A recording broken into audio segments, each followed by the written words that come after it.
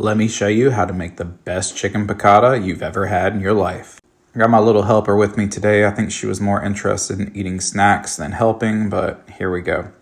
You're gonna go ahead and lay your chicken out on a pan. I butterflied it, and then we season it with salt and pepper. If you didn't know, kosher salt is actually called sprinkles according to a 4-year-old. So we got our sprinkles and our pepper on there. We're gonna flip them over and give it a little more sprinkles and pepper on the other side. And then we get a plate, put flour on the plate, and then we're gonna go ahead and dredge these chicken cutlets in the flour and put back on our pan.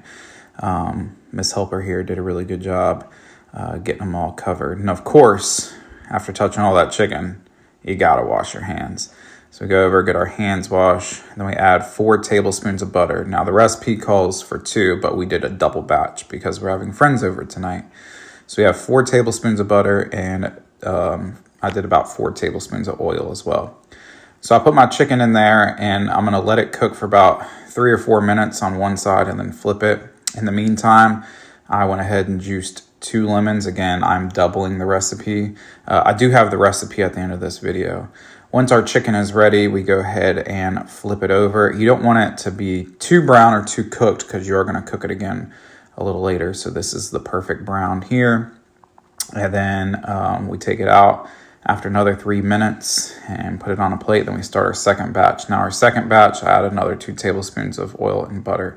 So here we are with it all done. And then we're gonna add our lemon juice that we squeezed. As you can see, I have my helper help with that. And then we have rinsed and drained capers, about 1/4 of a cup.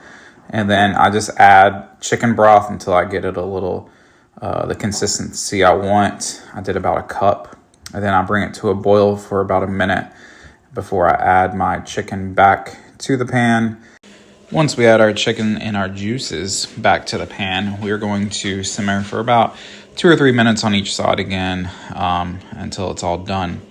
And here's your money shot. That chicken looks good.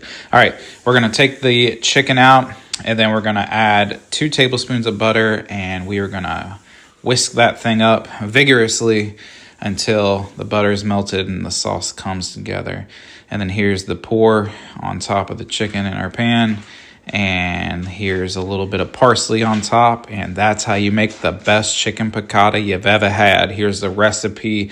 Comment below if you try it and give me a like and follow.